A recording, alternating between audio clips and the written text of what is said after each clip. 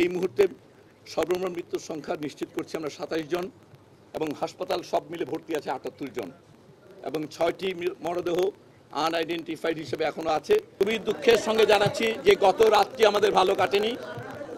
আমাদের সারা রাত আসলে এই হাসপাতালে চিকিৎসকরা এবং সারা রাত লড়াই চলেছে, কিন্তু তারপরও আসলে আমরা আপনাদের সঙ্গে দুঃখের সঙ্গে শেয়ার করতে চাই গতকাল রাতের এই 12 ঘন্টার সময়কালে বাংলাদেশের আসলে যেই দুর্ঘটনাটা গতকাল ঘটেছে সেটা যারা আহত হয়েছিলেন, অগ্নিদগ্ধ হয়েছিলেন, তাদের বিষয়ে আপনি আরও বেশি খারাপ খবর আপনাদের সঙ্গে শেয়ার করতে চাই।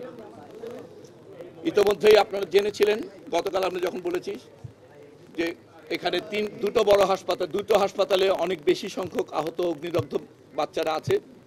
একটি হচ্ছে এই হাসপাতাল। এখানে গতকালকে আমরা যে সংখ্যাগুলো বলেছিলাম, খুবই দুঃখজনকভাবে গতকাল রাতে আরও 8 জনের মৃত্যুর পর এই সংখ্যাটি এখন এসে দাঁড়িয়েছে 10। কম্বাইন্ড মিলিটারি হসপিটালে ভর্তি আছে, আমাদের এখানে ভর্তি আছে এখন এই ন্যাশনাল বার্ন ইনস্টিটিউটে 42 জন। কম্বাইন্ড মিলিটারি হসপিটালে গতকালকে রাতে আরও 3 জন ভর্তি হয়ে এখন ভর্তি আছেন ওখানে 28 জন।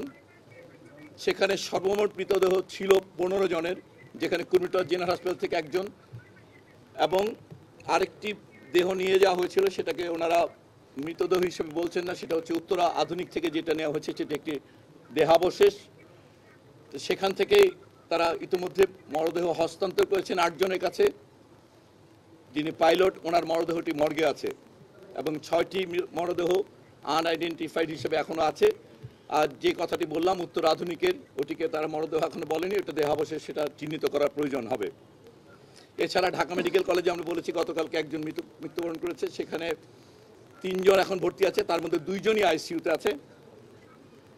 ইউনাইটেডের কথা আমরা গতকালকে বলতে পারিনি, ইউনাইটেডে আসলে একজন, সেখানে গতকালকে একজনকে নেওয়া হয়েছিল এবং ওনাদের ভাষায় সেটা ব্রড ডেড, ওখানে মৃত অবস্থায় ইউনাইটেড হাসপাতালে নেওয়া হয়েছিল।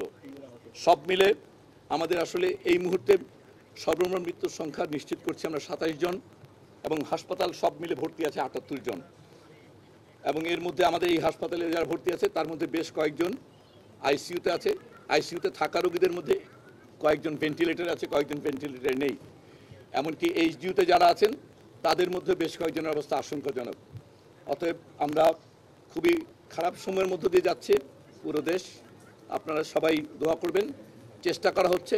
ইতিমধ্যেই গতকাল আপনারা জেনেছেন যে আমাদের পক্ষ থেকে এই হাসপাতালের সঙ্গে সিঙ্গাপুর জেনারেল হাসপাতালের একটা এমওইউ আছে, সেটার ভিত্তিতে এখান থেকে অনুরোধপত্র পাঠানো হয়েছে টেকনিক্যাল অ্যাসিস্ট্যান্সের জন্য। ওনারা কেস সামারিগুলো পেয়েছেন, আমাদের এই পরিচালকের পক্ষ থেকে ফর্মাল রিকোয়েস্ট করা হয়েছে।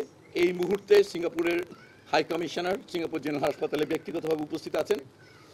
আমাদের কেস দেখে ওনারা যদি মনে করেন কাউকে পাঠানোর প্রয়োজন হবে অথবা যদি কাউকে নেওয়ার, এই বিষয়গুলো ওনাদের পরামর্শক্রমেই পরবর্তী পদক্ষেপটা নেওয়া হবে।